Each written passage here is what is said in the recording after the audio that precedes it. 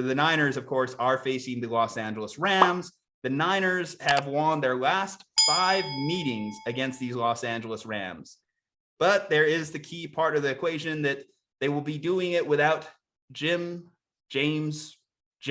Garoppolo under center, as Trey Lance will be suiting up for the 49ers. Rookie quarterback Trey Lance, he of course started last week against the Houston Texans, got his first win as an NFL starting quarterback, 16 of 23, a couple hundred passing yards, a couple touchdowns, 1 pick, about 30 rushing yards. It was a good day for the rookie. We saw the flashes of brilliance there for him. But against these Rams, man, I know I always like to use ownage as ownage, but here's where I'm coming into this thing. It's an easy motivation for the Rams. It's an easy thing for Sean McVay. You talk about bulletin board material. We can win the division. We can get a high seed in the NFC. This team has kicked our ass 5 straight times. Guys, let's ball up, if only for a week, to eliminate the team we hate. We talked about the reverse spectrum of an eliminated team, eliminating a team trying to make the playoffs. What about a team that has lost their last 5 matchups against the same opponent? You don't think that they're motivated for this one? That's why I almost hate that the Ravens didn't have Lamar Jackson last week. It could potentially have ended this, or that the Cowboys are a fraudulent team and couldn't just, beat in the Cardinals while they were backsliding, because it let the Rams come into this game highly motivated because they had something to play for. Because Sean McVay, if you told me they had nothing left to play for, we would have saw, I guess they don't have Sean Mannion anymore, but we would have saw whoever the backup quarterback is behind Matthew Stafford. It's still Walford. It's still Walford. Cool. Well, we would have saw Walford. No, instead we get the full complement of Matthew Stafford. Now, is that a bad thing though? Because Matthew Stafford, man, these last few weeks has definitely, the Rams are winning, but 5 interceptions in his last 53 dropbacks. Mm-hmm. Those pick sixes, the one this past week against Baltimore, Joe Burrow put up 525 yards against that JV level Baltimore Ravens secondary. But Matthew Stafford is just getting picked, and I think he had a fumble too. What's going on there? That is my question here. Here, let's I'm down in this one. So you know what? I'm going to defer analysis to you. I'm going to defer to you. See what we disagree this week. Or maybe all right, let's start off with the Rams side of things. The Rams are in a position similar to the Buffalo Bills. Like I said, Buffalo can win the AFC, and they also might lose in the wild card to the Patriots. It's which Josh Allen is going to show up.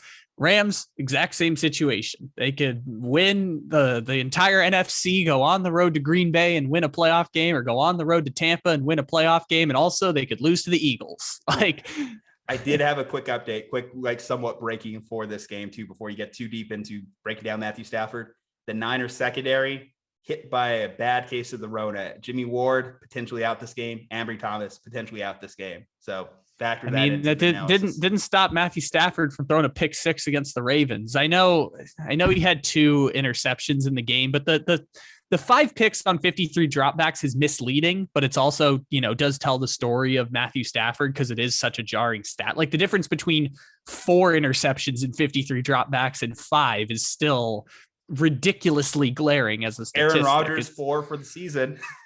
Exactly. But one of Stafford's in the Ravens game was basically like a punt interception where he threw it from midfield 45 yards and it was picked off at the 2-yard line. So it was basically like a punt interception and it didn't really matter. But the point still being, he also had a pick 6, and 1 pick 6 was the difference between the Rams being 7-point favorites against the Ravens, like they were going in, and sweating out a victory at the very end of the game. Like that 1 pick 6 can totally change a game. I remember the Falcons played the Panthers a couple of weeks ago when they were both still technically in the playoff race. And like 1 Cam Newton pick is the difference between the Panthers winning the game and the Falcons losing the game. And that's the entire difference between those 2 teams for the entire season. The Falcons have 7 wins. Panthers have 5 wins. The only difference is Cam Newton threw 1 pick 6 in the game they played against each other. They're basically the same team. So if Matthew Stafford throws picks, they can lose to any one of those NFC teams because they're talented. They'll be heavy favorites against the Eagles. other than the Eagles, every team they're going to play the rest of the way is as talented as the Los Angeles Rams. So if they make the big mistake, which again, it might not happen, but it's more likely to happen with Stafford than it is with Rodgers or Brady or even Kyler Murray or even Dak Prescott, they might not have the talent to overcompensate for that. And they'll probably lose in the second round of the playoffs, like we all kind of think the Rams are going to, because we think the Packers and Bucks are both better than the Rams, and they'll have to play one of those teams in the second round. So they won't be able to overcome the talent discrepancy if they make mistakes. It's just a question of which Stafford is going to show up. If Stafford plays 3 games where he has 8 touchdowns and 1 interception, maybe the Rams can win the Super Bowl. If not, then the Rams probably get bounced in the playoffs. But I find that interesting, is which Stafford is going to show up. And that kind of begins with this game, because they should beat the 49ers, but they might not beat the 49ers, because the 49ers at least have enough talent to take advantage of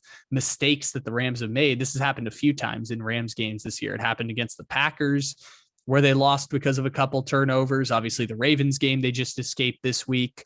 It's happened a few times to the Los Angeles Rams this year. On the 49ers side of things, you seemed so sad when you said Jimothy wasn't playing and that it was Trey Lance instead.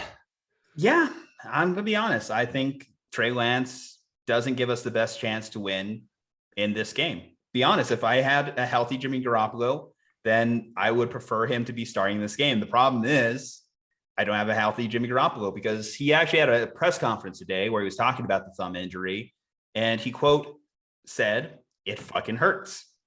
If a quarterback's talking like that and they can't grip the ball, the chances of them starting seem very unlikely. So I'm going to just say that Trey Lance is probably our starter going into this game. Yeah, I thought this was like a 6-month injury that Jimmy Garoppolo has, and they're just delaying surgery on it because the season's not over yet. But it seems kind of insane. But yeah, Trey Lance is going to be the starter. And I've been firmly entrenched in the camp of Trey Lance should have been starting since week 1 for the San Francisco 49ers. He should have been starting the entire season for San Francisco. And the argument I made for the strongest point is, you make this move for the next 10 years. You give up 3 first-round picks and get ready to trade Jimmy Garoppolo because of the next 10 years.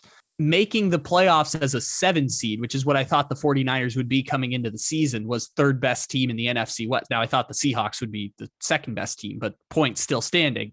3rd best team in the NFC West does not really matter that much for the San Francisco 49ers. You should at least let Trey Lance get the starts so that you figure out who he is.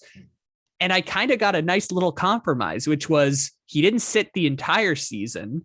He didn't start 17 games. He gets 3 starts and a winner-go-home game the last week of the season to play in. And maybe he gets a playoff game. And all of that is important because Trey Lance getting the repetitions is important for the San Francisco 49ers. Even if he's not going to be an elite quarterback like they hoped he was when they draft him, at least you start to find out the answer to that. At least you start to find out whether Trey Lance is the guy or isn't the guy, or if he's just another Jimmy Garoppolo, but he can run the ball. I think Trey Lance is still going to be a really good quarterback. I have no evidence to prove it one way or another. I'm just going based off the fact that smart football people told me Trey Lance was going to be very, very good at football. And so I still believe he's going to be very, very good at football. I just thought 17 games of sample with a really talented 49ers roster would have really helped us start to figure out whether he was going to be that guy. And for the 49ers, that kind of should have been what this season was all about. Because if next season is going to be all about Trey Lance development, then why are we delaying the inevitable? Is it because you really, really care about that 6th playoff spot in the NFC? I'm going to say, yes, you do. Any chance you have a chance to make the playoffs, yes, you do. That's maybe where we disagree, but I think that no year is guaranteed. The next year is not guaranteed. You play for today, you don't play for tomorrow. And I do think that Trey Lance, while he can benefit from playing time, and he has benefited from the 2 games of playing time that he's gotten, technically 2.5 games of playing time he's gotten, there's still that old school thought that you can benefit from time sitting behind a veteran. And we've seen some successful examples. Of course, the standard bearer is Patrick Mahomes and Alex Smith. Well, I guess technically you would say Aaron Rodgers and Brett Favre. But yes, we have seen examples of that being a good way to develop a quarterback too. And yes, I think it would be a huge failure if next year the Niners aren't competing for a playoff spot, regardless of Trey Lance being his first year starting or not. The expectation next year is also playoffs as well, since you do mention we do have this team going. I just look at where they are at this particular point in time on the field. Even watching the game last week where I mentioned the stats are impressive. The stats were good. There was just these little flashes of things that you're not facing the Houston Texans every week. You're facing the Los Angeles Rams, who have arguably a top 10 defense, at least have defensive playmakers that could burn you. And he doesn't seem like he's there yet. And particularly more so, and this is just getting really into the weeds here, but technically sound. His hitchy delivery, that's an off-season project for the 49ers and one that they absolutely have to correct. And if it comes down to a win or go home game, I know Jimmy Garoppolo can beat the Rams because Jimmy Garoppolo has beaten the Rams 5 times in a row. I know that Jimmy Garoppolo could get wins because Jimmy Garoppolo's career starting record with the 49ers is 30-13 versus Kyle Shanahan's record without Jimmy Garoppolo in the starting lineup, which is like 7-28 or something absurdly bad, which is also too one of the big things. Jimmy Garoppolo is dealing with an injury again, which is a big part of this thing. I guess I get frustrated with the Jimmy Garoppolo conversation is because we talk about him so often as almost quarterback 25 through 32, when he's probably on that fringe of quarterback 20, somewhere in that range. Like there's a group for quarterbacks like Jimmy Garoppolo. It is called quarterback purgatory, which is they are still a 10-year starter in the NFL,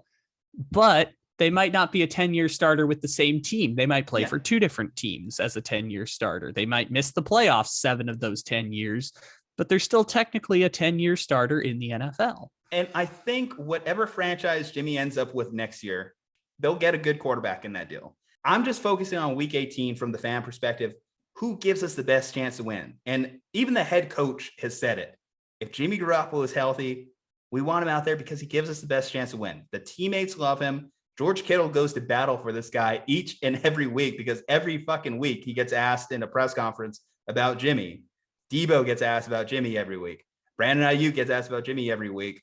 And they all say the same answers. They're all supportive of Jimmy Garoppolo. So I think that that's part of the Jimmy Garoppolo conversation. Now, again, bringing it back to this specific game, because I've already made peace with the fact that I think Trey Lance is starting in this game. Hopefully I get to see the Niners win, but curious to see what you do here. I understand if I want to give you an emotional hedge here to the point of the 49ers throwing their support behind Jimmy Garoppolo, whether it be Shanahan or whether it be George Kittle or whether it be Debo or whether it be, I forgot who else he said in there. Someone else was throwing their support behind Ayuk.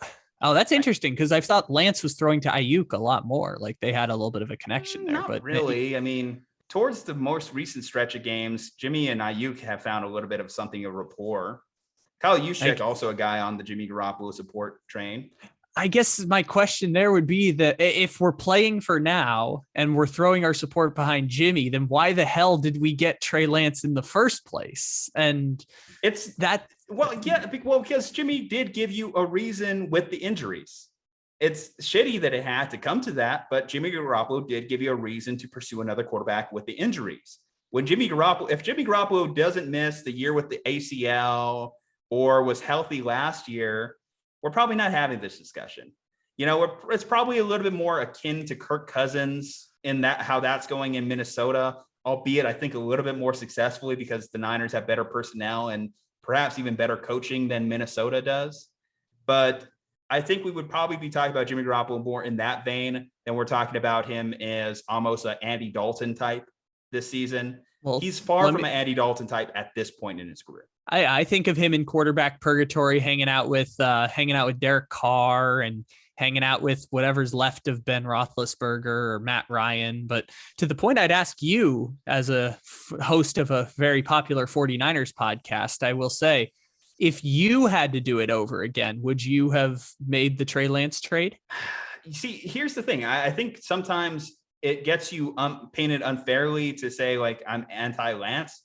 No, I'm very much in pro-Lance territory in the sense that Trey Lance was on my big board, at the top of my big board as far as 49ers draft picks, because I see the writing on the wall.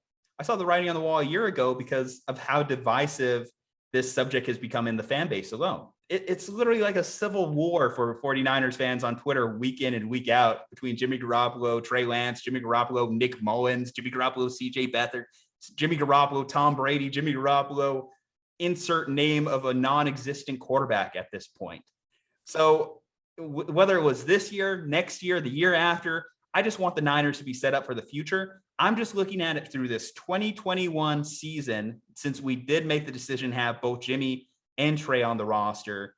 Who gives the Niners the best chance to win now? 2021. And I think it was Jimmy. And I think the better part about this is if Jimmy was playing, Jimmy was active, you could also flip Jimmy Garoppolo for trade value. To me, it looks like the 49ers are hedging in the event that they're wrong, because they're waiting a year to begin the development of Trey Lance. Again, say begin development, though. That's the buzzword. Is he not developing right now? I think he's back on that. In fairness, he's probably developing, but game reps are the way that you're going to find out if he's a good quarterback or not. It's going to take 30 games with consistent, 1,000 passing attempts to be able to decipher how good or whether he was great. That's tough too, because if you just look at the game scripts that Kyle has written out for him in the games he has played, they've hedged more on his running ability than his passing ability.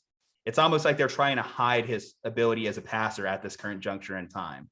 So I don't know what the right answer is for what's going to be the best for Trey Lance's development moving forward.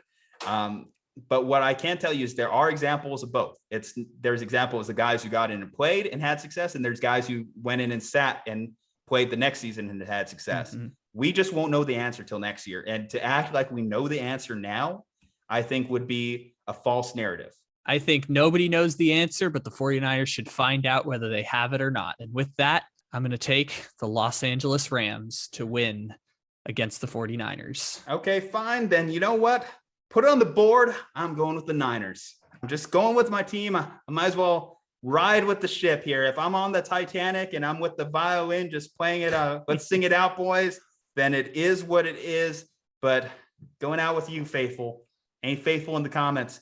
Drop below. Let me know you're with me.